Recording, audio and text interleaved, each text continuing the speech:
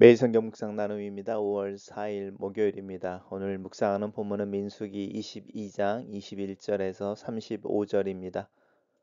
본문을 읽습니다. 발람이 아침에 일어나서 자기 나귀의 안장을 지우고 모압 고관들과 함께 가니 그가 감으로 말미암아 하나님이 진노하심으로 여호와의 사자가 그를 막으려고 길에 서니라.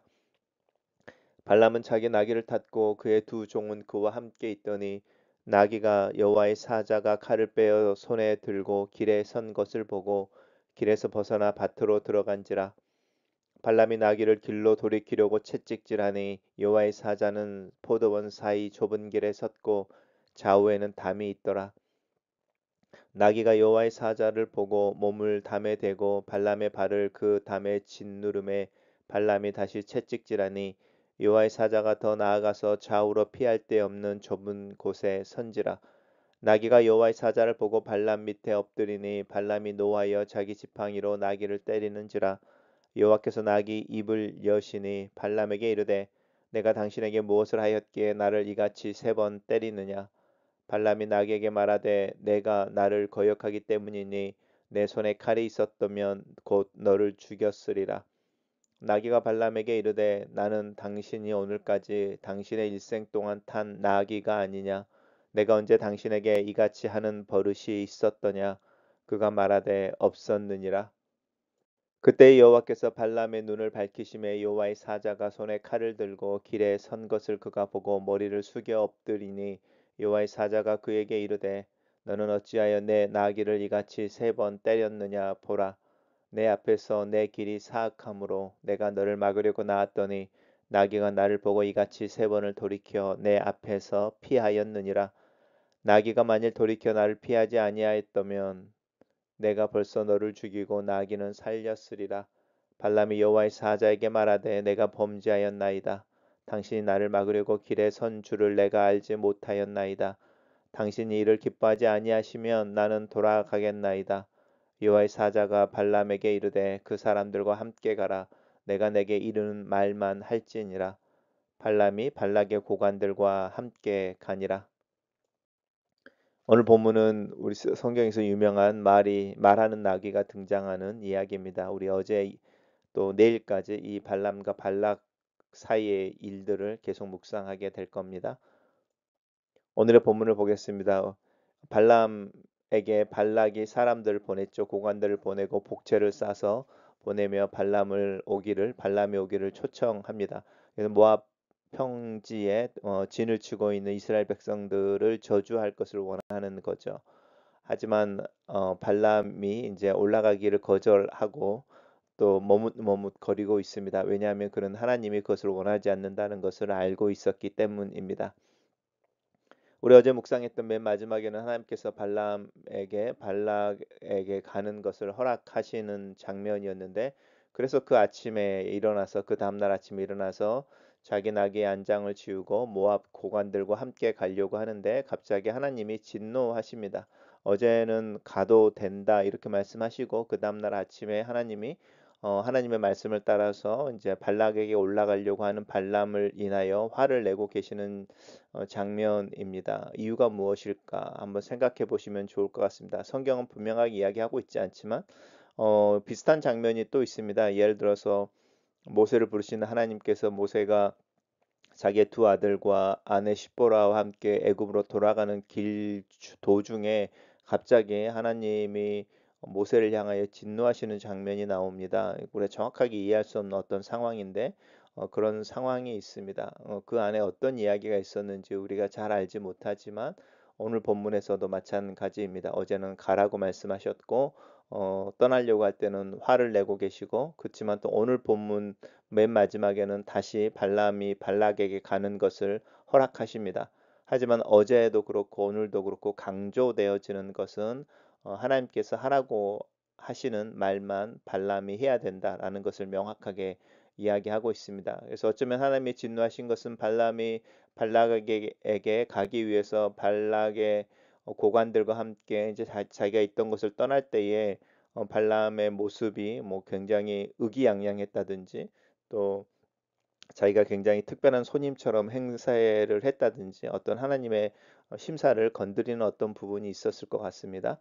하나님께서 여호와의 사자를 보내셔서 발람을 막습니다.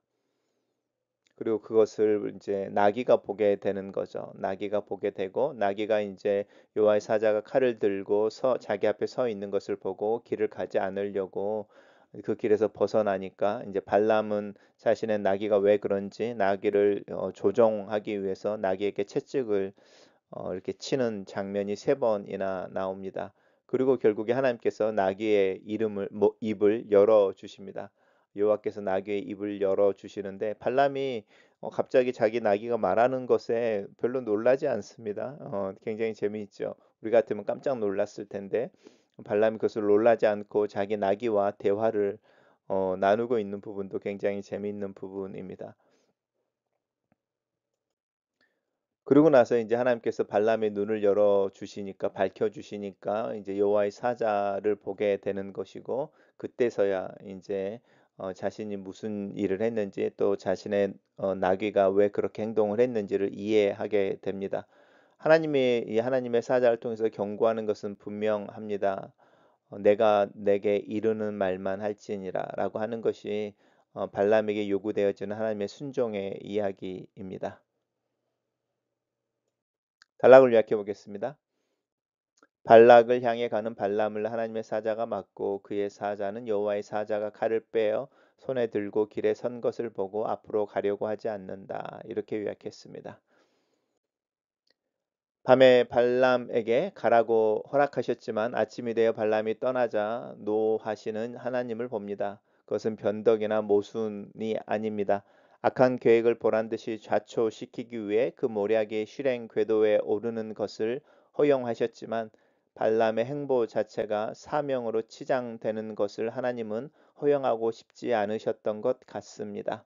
발람의 길은 본질상 한 걸음도 용납할 수 없는 사악한 발걸음에 불과합니다. 사명은 여호와의 사자에게 주어지는 사명, 즉 바알의 신당으로 향하는 이 거짓 예언자의 길을 칼을 들어 칼을 들어서라도 가로막는 것뿐입니다. 하나님은 발람의 악한 의도를 이스라엘을 복되게 하는 결과로 사용하셨다는 것으로 발람의 행적이 정당화될 수는 없음을 기억해야 합니다. 집으로 돌아가겠다는 발람에게 내가 내게 이르는 말만 할지니라 라는 명령을 반복하시며 발람에게 가던 길을 계속하게 하십니다.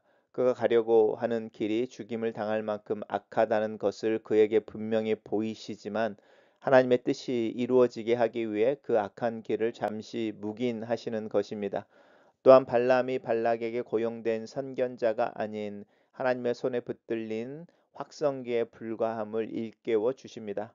야곱과 모세, 여호수아를 공격하셔서 그들을 하나님의 순전한 도구로 다듬으시는 하나님은 이 못난 예언자 발람도 하나님의 선한 계획을 위해 사용하실 것입니다. 내 삶을 뒤흔드는 악한 소문과 모의도 마침내 하나님이 이르신 말로 귀결되어 모든 것이 협력하여 선을 이룰 것을 믿습니다. 짐승도 여호와의 사자를 보고 피하는데 선견자 발람은 보지 못합니다.